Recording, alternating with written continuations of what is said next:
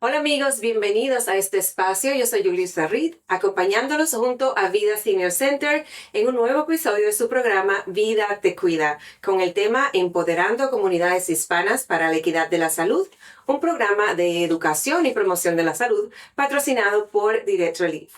Hoy nuestro tema es calidad de vida y bienestar emocional. Este tema explora cómo mejorar la calidad de vida de los adultos mayores, incluyendo el manejo del estrés, la depresión y la soledad. Y también la importancia de las relaciones integrales para apoyar la importancia de las relaciones intergeneracionales en el apoyo social. Para debatir este tema, hoy me encuentro acompañada del doctor Enrique Vega García. El doctor Enrique Vega García es actualmente el jefe de la Unidad de Curso de Vida Saludable de la Organización Panamericana de la Salud y Organización Mundial de la Salud, OPS-OMS. También es profesor de Gerontología y Geriatría y miembro del Comité Ejecutivo de la Academia Latinoamericana de Medicina del Adulto Mayor. El doctor Vega ha sido un firme defensor de la población envejeciente y desde el 2006 hasta el 2015 fue asesor regional sobre el envejecimiento y la salud en la OPS-OMS. Anteriormente se desempeñó como director nacional de atención de los mayores y asistencia social del Ministerio de Salud en Cuba. Bienvenido, doctor, ¿cómo está? Muy bien, muchas gracias por la oportunidad de estar aquí con ustedes. Es un placer tenerlo con nosotros para hablar de este tema tan interesante para nuestros adultos mayores. Vamos a hablar, doctor, ¿cuáles son esos desafíos que son más comunes que enfrentan los adultos mayores en cuanto a la calidad de vida y al bienestar? Sí, mira, el concepto de salud en las personas mayores ha ido evolucionando, ¿no? Y especialmente a partir de 2015, con la publicación del Reporte Mundial del Envejecimiento y la Salud, una, yo creo que una redefinición muy clara de qué cosa es de tener un envejecimiento saludable. Y este concepto define esa salud en la persona mayor como la capacidad o la habilidad funcional que les permite desarrollar o ser, que permite ser y hacer lo que es importante para ellos. Entonces, ese es un concepto fundamental. O sea, que hoy no pensemos que uno pueda estar enfermo o no, porque tiene o no tiene una enfermedad, es un concepto importante. Que solo ese concepto de salud se mide a partir de que la persona pueda desarrollar y ser y hacer lo que tiene razones importantes para valorar.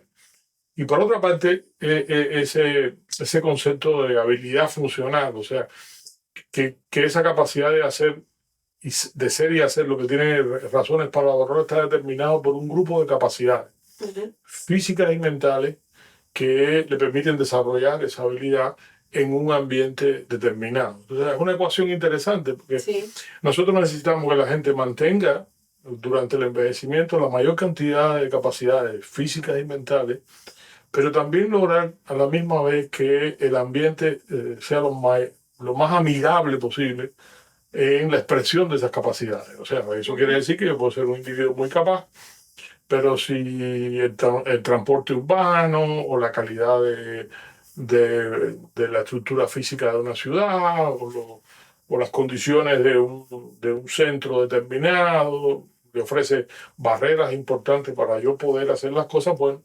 la expresión de esa habilidad funcional es menor. Entonces, creo que es una combinación importante porque por primera vez incluso en la historia de la Organización Mundial de la Salud, el concepto de enfermedad no está presente. Wow, hablaba usted acerca de esas habilidades que las personas tienen para desarrollarse y hacer las cosas que realmente les permiten ser. ¿Qué papel entiende usted que juega el ámbito emocional, la salud mental, en esto de la salud total del individuo? Mira, en todo lo que nosotros hemos estado aprendiendo y desarrollando en las últimas décadas, hay yo te decía que hay una ecuación importante que tiene que ver la capacidad las capacidades, nosotros le llamamos capacidad intrínseca, que es la suma de todas las capacidades físicas y mentales que un individuo desarrolla durante la vida, desde que nace hasta que muere, y se mantiene desarrollando esa capacidad y sosteniendo esa capacidad. Y en otra parte, en otro momento está el medio, ¿no? Donde esas capacidades se desarrollan. Cuando nosotros entendemos esas capacidades, las personas mayores la dividimos en 5 dominios fundamentales, que son quizás los más importantes. La capacidad física, motora, generalmente está relacionada con la capacidad de nosotros de poder deambular, de poder ir de un lado para otro, con una fuerza muscular y un equilibrio importante. Tenemos la capacidad sensorial, por ejemplo, que es la capacidad de nuestro sentido, ver, oír, como sentidos fundamentales en la relación de los individuos.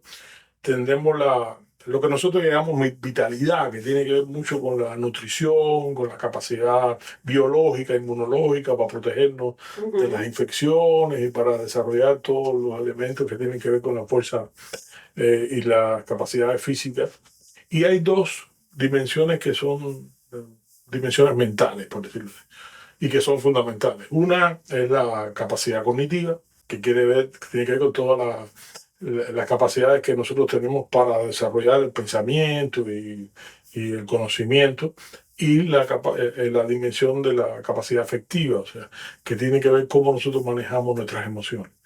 Esos 2 últimos son fundamentales y generalmente son bastante menospreciados, por decirlo de alguna manera, en el trabajo clínico, generalmente, y en las relaciones sociales. Tú sabes, la mayoría de las personas asumen que cuando yo envejezco pierdo o debo perder capacidades cognitivas como la memoria o como la concentración, lo que no es real.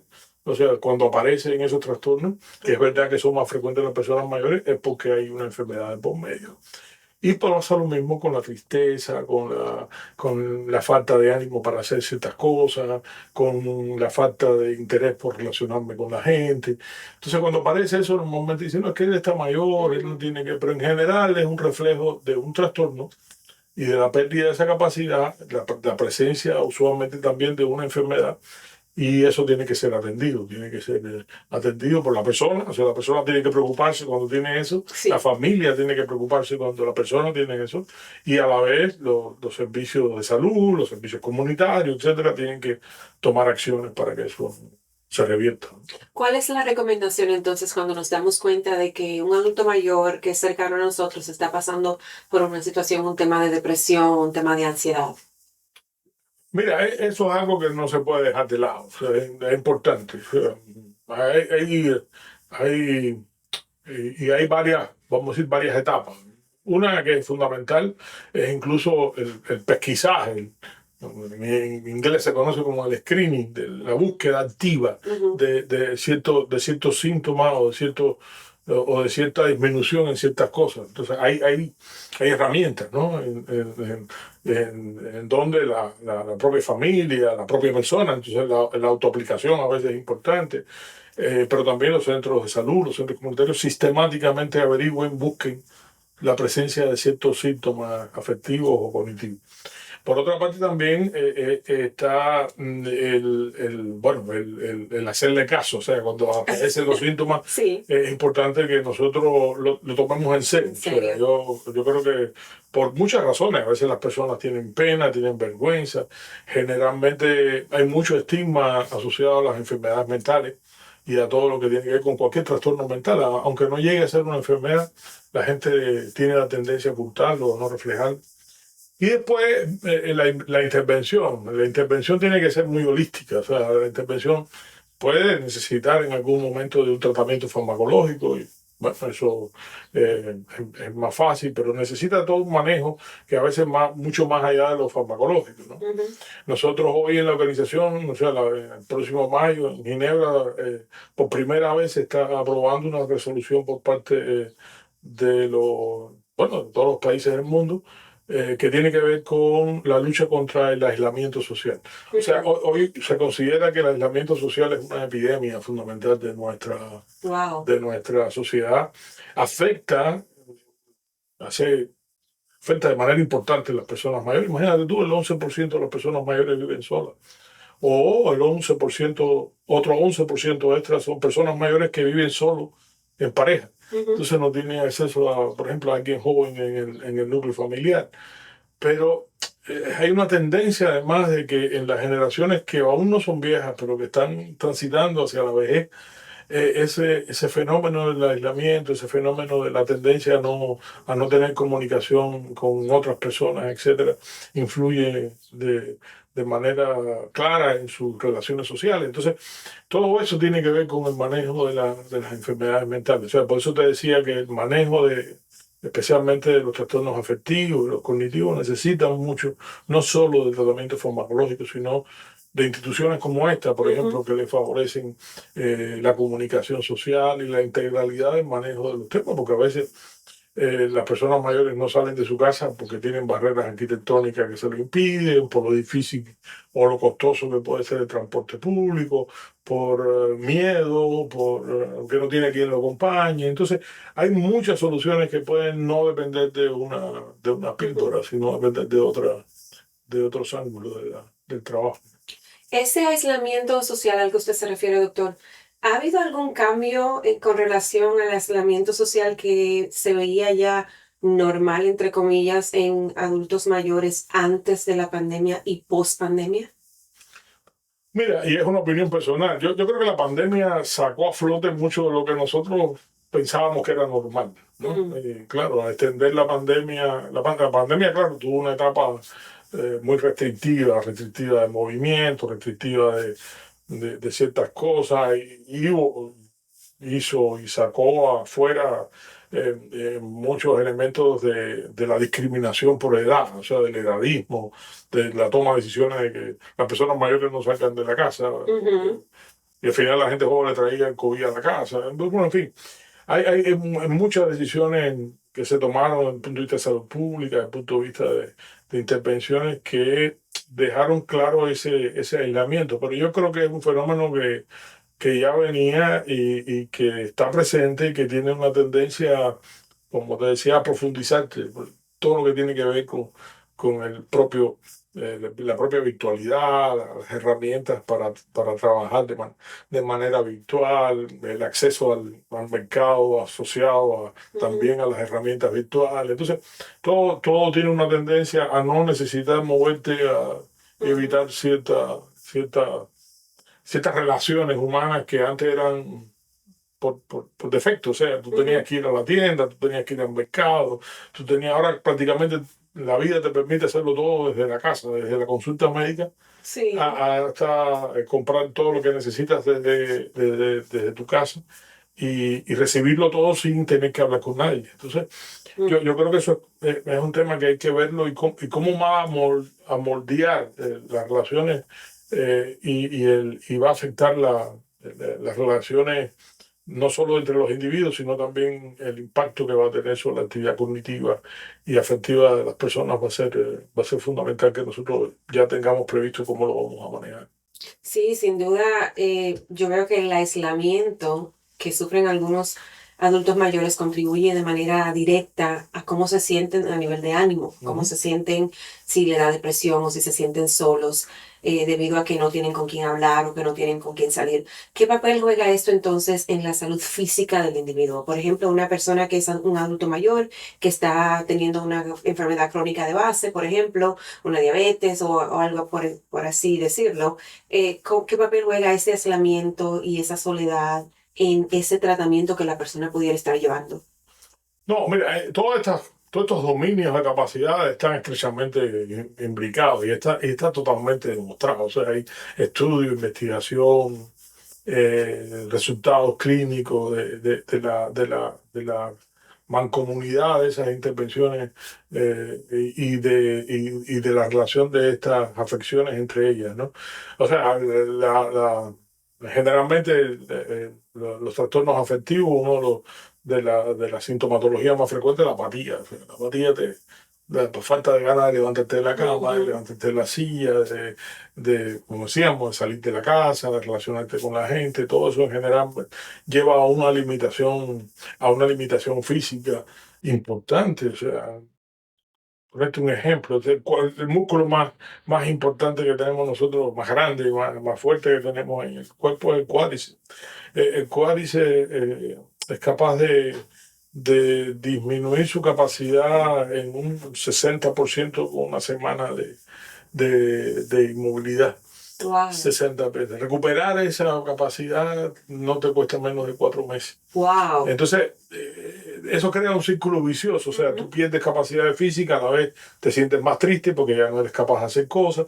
Y como eres más triste, entonces haces menos cosas, te alimentas menos, o te alimentas menos, comes menos proteínas, entonces tienes menos masa muscular. En fin, todo eso está imbricado. El diagnóstico de problemas cognitivos importantes, de enfermedades como las demencias, como los síndromes de deterioro cognitivo, en general se confunden mucho con la depresión, porque sobre todo en los primeros momentos la pérdida de la capacidad cognitiva deprime a la persona porque se da cuenta que está perdiendo memoria, que está perdiendo capacidad, pero a la misma vez eso exacerba la pérdida de memoria porque hace uno menos esfuerzo, hace menos actividad.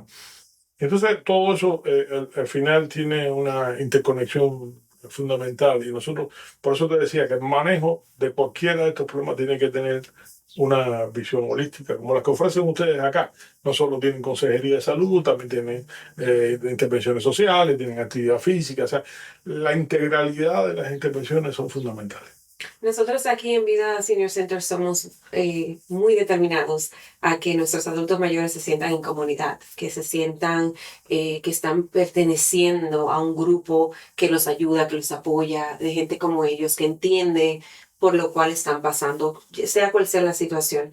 Desde su punto de vista médico, ¿cuál es la importancia que tiene ese apoyo social en el mantenimiento de una salud óptima para nuestros adultos mayores?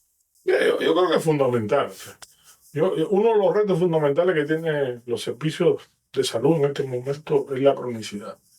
O sea, la cronicidad es la cronicidad no hay que verla como la presencia solamente de enfermedades crónicas, sino que hoy, como nunca antes en la historia de la humanidad, los individuos viven mucho tiempo con una enfermedad.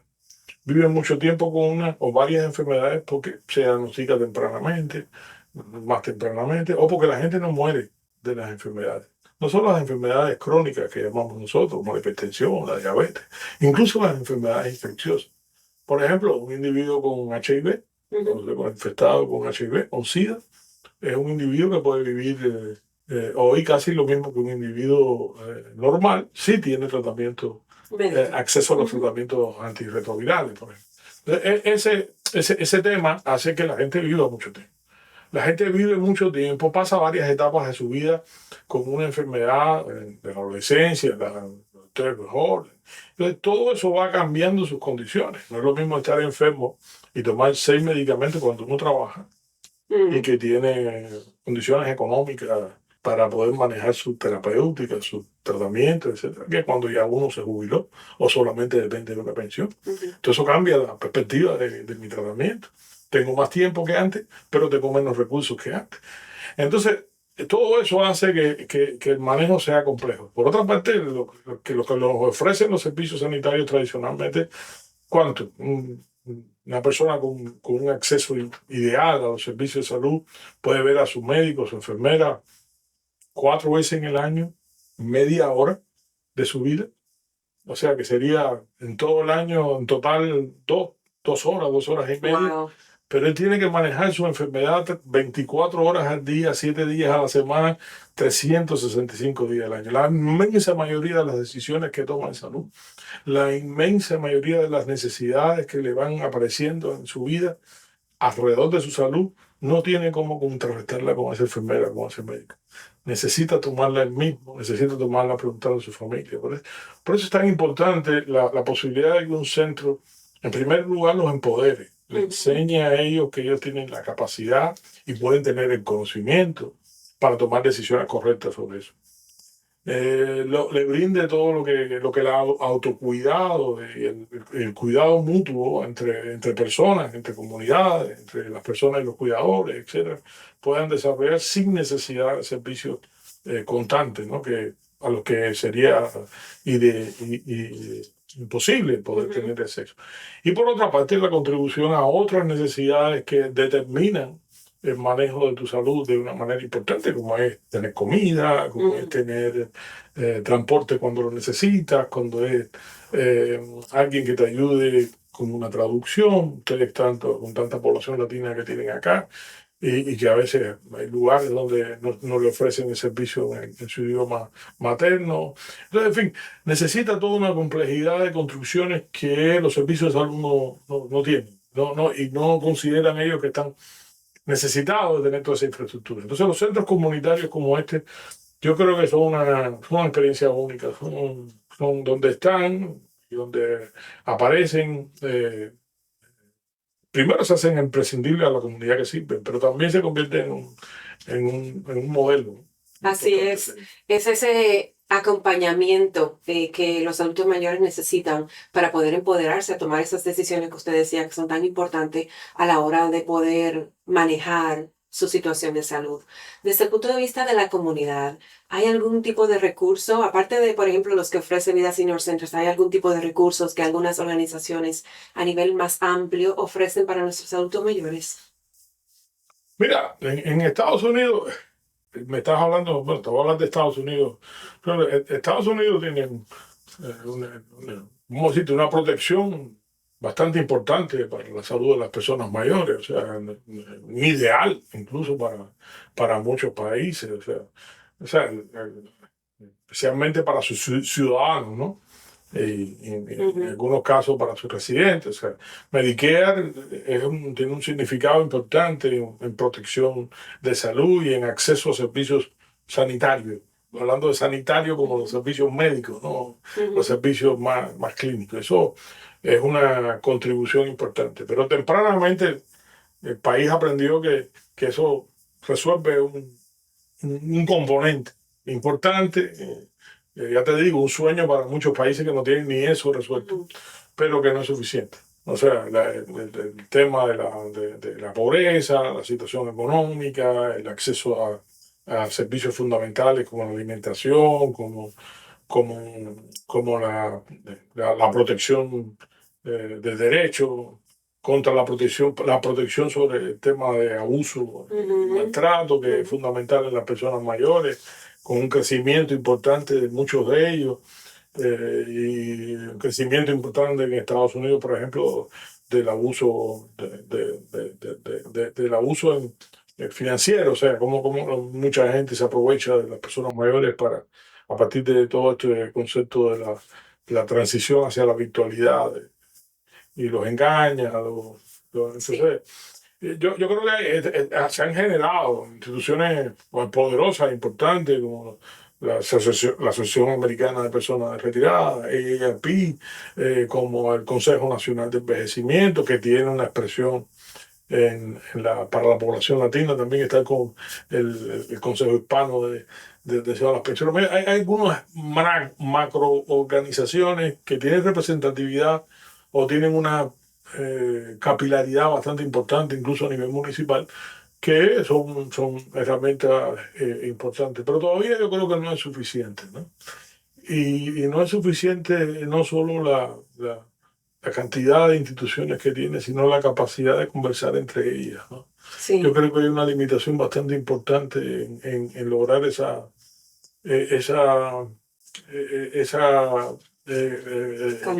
conexión y comunicación que haga integrar el servicio. A veces esa falta de comunicación hace que algunas personas reciban doble servicio cuando no lo necesitan y que otras no reciban. Así Entonces, hay mucho de eso que todavía hace ineficiente los procesos. Yo creo que después de 20 años de vivir aquí, ¿no? de atender especialmente observar, ¿no? lo que pasa en el país, me parece que hay mucho que trabajar todavía en eso.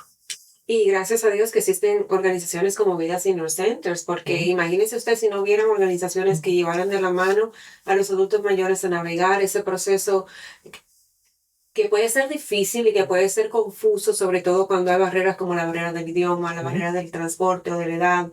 Vida Senior Center cuenta con todos los requisitos, con todas las oportunidades para que nuestros adultos mayores puedan vivir una vida más plena. Y es por eso que nosotros les invitamos a todos nuestros oyentes a que visiten a vidaseniorcenter.org y que se enteren de lo que hace Vida, de los programas que provee, que debo aclarar, son sin ningún tipo de costo. Este programa, todas las personas que viven en el Distrito de Columbia, en DC, y que tienen más de 60 años, pueden aprovechar estos programas que ofrece Vida Senior Center de manera gratuita. Y si usted quiere ayudar, puede venir como voluntario, puede hacer una donación. Aquí siempre se les recibe a la gente con los brazos abiertos porque entendemos que it takes a village. Se toma una comunidad completa para poder elevar la calidad de vida de nuestros adultos mayores. Doctor, desde el punto de vista de nosotros, por ejemplo, los cuidadores, yo que tengo mi abuelita y que tengo mi papá que ya son adultos mayores, ¿cómo puedo yo ayudarlos a que su vejez sea más tranquila, más serena? ¿Cómo puedo como cuidadora colaborar para que su bienestar sea mejor? No, hay un grupo de principios que yo creo que son fundamentales, ¿no? Que son principios, o sea, indudablemente, o sea, el envejecimiento está asociado, como contábamos al principio, a una disminución de capacidades. Generalmente esa disminución de capacidades están asociados a, y tú hablabas al principio del estrés, ¿no? De la capacidad de adaptarse a, a ciertas necesidades que de pronto aparecen y que están fuera. Cuando uno envejece pierde de manera importante un espacio que tiene el organismo para responder al estrés, responder al cambio. ¿Sientes? Probablemente yo tengo 90 años y tu edad, y los dos estamos sentados conversando aquí y tú tienes la misma frecuencia cardíaca que yo.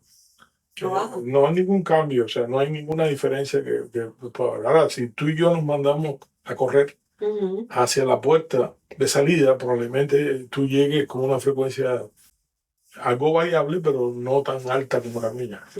Mi capacidad de adaptarme al cambio es mucho más limitada. Entonces, yo creo que todos esos principios hay que pensarlo en una persona mayor. Yo creo que hay que estar al tanto de sus necesidades, pero no hay que sobrecuidarlo. No hay que pensarse que una persona mayor es un niño. La persona mayor no es un niño. A veces se comporta. No. Como cuando mi A papá veces, quiere ir al médico, doctor. bueno, pero fíjate que es su decisión. Parte de la discusión tiene que ser, bueno, a ver, ¿por qué no vas a querer ir al médico?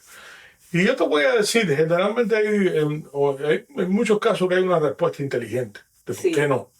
¿Por qué no cree que él le está solucionando la problema? ¿Por qué no cree que el médico no le atiende suficientemente o no lo oye suficiente de cuáles son sus necesidades?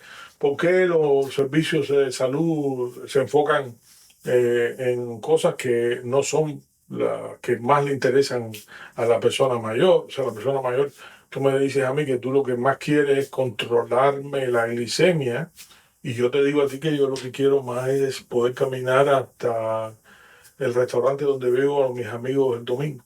Entonces, yo como proveedor de salud tengo que empatizar sobre cuáles son tus necesidades y tratar de tomar mis decisiones a partir de esas necesidades que son las tuyas. Yo insisto, por ejemplo, mucho con los profesionales de la salud cuando doy conferencias, etc. Si tú tienes 80 años y tú tienes un colesterol ligeramente por encima de lo normal, ligeramente por encima de lo normal, y tu esperanza de vida promedio a los 80 años va a ser unos 10 años más. Y yo decido que te voy a poner 4 medicamentos para llevarte la colesterol, a la cifra normal. Cuando yo estoy convencido que el riesgo cardiovascular en 10 años no va a cambiar lo suficiente para que tú necesites 4 medicamentos extra para eso. Si yo persigo mantener tu glicemia en niveles que no te dejan pararte de la silla, porque hay un libro que dice que el nivel de glicemia que tú tienes que tener y que no está diseñado para la persona de esa edad, sino para la persona más joven. Y yo no tomo en cuenta cuáles son tus necesidades. Yo hago rechazo así. Entonces, yo creo que hay que ver a la persona mayor en su necesidad. Tratar de conversar de persona mayor a persona mayor. O sea, tú eres una adulta, él es un adulto. Vamos a negociar. Entonces, tratar de que te haga caso, o Mm, tratar de tú llevarlo al momento donde tú eras niña y que te obligaba a hacer ciertas cosas. desquitarme. Sí, eso no No es lo ideal. de cuidar. Entonces, yo creo que hay que ayudarlos, hay que darle posición, pero creo que el tema del cuidado y el sostenimiento de cuáles son sus valores, cuáles son su manera de entender la vida, qué es lo que aspira en la vida, o sea, a qué tú aspiras en este momento de tu vida, qué tú quisieras tener, cómo yo puedo contribuir, cómo puedo ayudar yo como cuidador, qué condiciones te tengo que crear, cómo nosotros Ujú. tenemos que trabajar juntos para poder hacer la vida que tú consideras que es la vida que tú quieres. Eso es fundamental, ¿no? Ese sería otro podcast. Y sobre todo llenarnos de paciencia y llenarnos de amor y entender que nuestros adultos mayores están pasando por una etapa que es nueva para ellos y que están tratando de aprender a vivir con sus propias limitaciones que quizás puedan tener. Y que tú pretendes manejar una etapa que tú no conoces, porque tú no lo has Exactamente, vivido. exacto. Entonces, no es lo mismo. Tú puedes hablar de la niñez.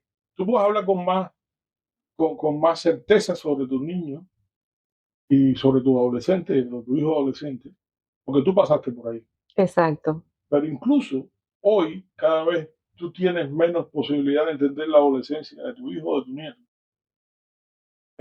porque no es comparable a tu adolescencia. No, son otros tiempos. Son otros tiempos. Entonces imagínate que tú pretendas dar lecciones sobre la vejez a un individuo que la está pasando y de la que tú no tienes ni idea porque tú no la has pasado. Entonces, eso es complejo. Se complica, doctor, se complica. Wow, pero qué bueno que existen organizaciones como Vida Senior Center que puede ayudarnos a tener las herramientas adecuadas para poder ayudar a nuestros adultos mayores a navegar el sistema de vida complejo de la adultez. Muchas gracias, doctor Enrique Vega, jefe de unidad de curso de vida saludable de la Organización Panamericana de la Salud y Organización Mundial de la Salud, OPS, OMS, por venir a compartir con nosotros acá en Vida Senior Centers, en Vida Te Cuida. Espero que esta no sea la última vez porque estos temas están muy interesantes. Ya no, me encantaría seguir trabajando. Yo soy un enamorado de lo que hace Vida, considero que es insustituible el trabajo que hace. Creo que el llamado a la comunidad y el apoyo de la comunidad es fundamental porque instituciones como esa, incluso aunque usted no tenga una persona mayor en la casa, contribuyen a mantener un balance y un equilibrio social importante para la comunidad. Muchas gracias por escucharnos. Nos encontramos en una nueva entrega de Vida Te Cuida. No olviden buscarnos a través de nuestras redes sociales. Estamos en Facebook, en Twitter, en Instagram como Vida Senior Centers y también nos encuentran en nuestra página web vidaseniorcenter.org. Yo soy Yulisa Reed. Hasta la próxima.